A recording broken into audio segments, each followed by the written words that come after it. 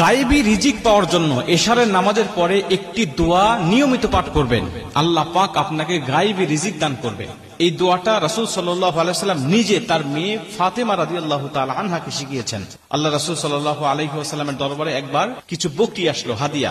আলী রাদিয়াল্লাহু তাআলা আনহু এগুলো দেখে চলে গেলেন ফাতেমার কাছে। এদিকে ফাতেমা রাদিয়াল্লাহু তাআলা আনহার ঘরে কয়েকদিন যাবত কোনো খাবার নাই।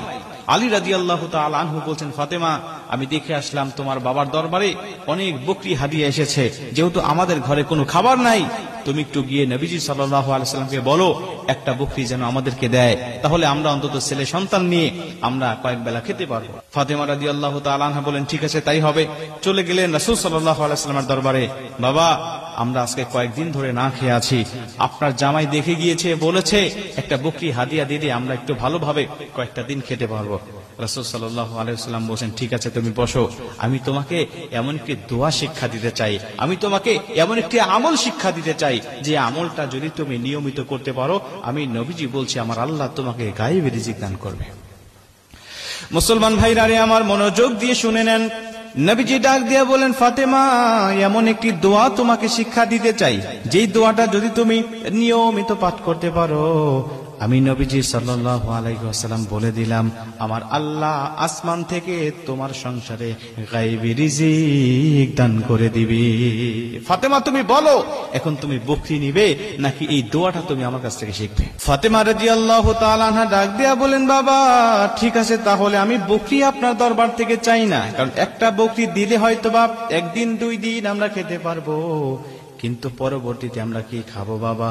কিন্তু আল্লাহ যদি গায়েবী রিজিক আমাদের সংসারে দান করে, এটা তো অফুরন্ত হবে, কখনোই শেষ করতে পারবো না। বাবা, বকরি আপনার দরবার থেকে নিতে চাই না, ওই দোয়াটা শিক্ষা দেন, আমরা নিয়মিত আমল করে আল্লাহর গায়েবী রিজিকের অধিকারী হয়ে যাব। ওই দোয়াটা শিক্ষা দেন, বকরির দরকার হবে না, বকরি এখন লাগবে না, দোয়াটা শিক্ষা দেন, এটা নিয়ে চলে যাই। আপনার জামাই অপেক্ষারত অবস্থায় আছে, দোয়াটা তাকেও আমি শিখাবো, আমরা স্বামী স্ত্রী দুজনে মিলে আমল করে আল্লাহর দরবার থেকে আমরা রিজিক নিয়ে আসবো। ফাতেমা রাদিয়াল্লাহু তাআলা আনহাকে নবীজি ডাক দিয়া বলেন, ফাতেমা শোনো, দোয়াটা হলো আল্লাহুম্মা ইয়া আউয়ালাল আউয়ালিন ইয়া আখিরাল আখিরিন ইয়া যাল কুওয়াতিল মাতিন ইয়া রাহিমাল মাসাকিন ইয়া আরহামার রাহিমিন। এই দোয়াটা তোমরা নিয়মিত পাঠ করবা। এই দোয়াটা যদি তোমরা ইশারার নামাজের পরে নিয়মিত পাঠ করতে পারো, আল্লাহ কখনো তোমাকে অভাবে রাখবে না। সামান্য কাঁচামরিচ পেঁয়াজের জন্য হলেও মানুষের দরবারে তোমাকে ধন্না দিতে হবে না, তোমাকে মানুষের দরবারে ধন্না দিতে হবে না, আল্লাহ তোমাকে সম্পূর্ণ করে দিবে। ফাতেমা রাদিয়াল্লাহু তাআলা আনহা তিনি চলে গেলেন এই দোয়াটা নিয়ে আলী রাদিয়াল্লাহু তাআলা আনহুর কাছে। আলী রাদিয়াল্লাহু তাআলা আনহু অপেক্ষারত অবস্থায় আছে, নবীজির দরবারে গিয়েছে, আমি দেখে আসলাম অনেক হাদিয়া, অনেক বকরি এসেছে, নিশ্চিত একটা দিবেই দিবে, এতে কোনো সন্দেহ নাই। অপেক্ষারত অবস্থায় আছে কখন ফাতেমা আসবে। ফাতেমা রাদিয়াল্লাহু তাআলা আনহা চলে গেলেন, গিয়ে দেখলেন ফাতেমা রাদিয়াল্লাহু তাআলা আনহা তিনি খালি হাতে আসতেছেন। আলী রাদিয়াল্লাহু তাআলা আনহা ডাক দিয়া বলছেন, ফাতেমা, কি ব্যাপার? নবীজি দেয়নি, বকরি দেয়নি? তিনি বলছেন, বকরি দেয়নি, কিন্তু বকরির থেকে আমার নবীজি, আমার পিতা অনেক ভালো কিছু আমাদেরকে দিয়ে দিয়েছে। স্বামী আমার, বকরি দিলে তো আমরা খেয়ে দু একদিনের মধ্যে শেষ করে দিতাম, কিন্তু নবীজি এমন একটি দোয়া শিক্ষা দিয়েছে, যার মাধ্যমে আল্লাহ পাকের পক্ষ থেকে গায়েবী রিজিকের অধিকারী হওয়া যায়। ফাতেমা রাদিয়াল্লাহু তাআলা আনহার কথা শুনে আলী রাদিয়াল্লাহু তাআলা খুশি হলেন, আর ডাক দিয়ে বলেন, ফাতেমা, আসলেই তুমি বুদ্ধিমতী, তুমি ছাগল না নিয়ে এসে, বকরি না নিয়ে এসে এই অমূল্য দোয়াটি নিয়ে এসেছো, তার মানে হলো তুমি এখানে বুদ্ধিমত্তার পরিচয় দিয়েছো।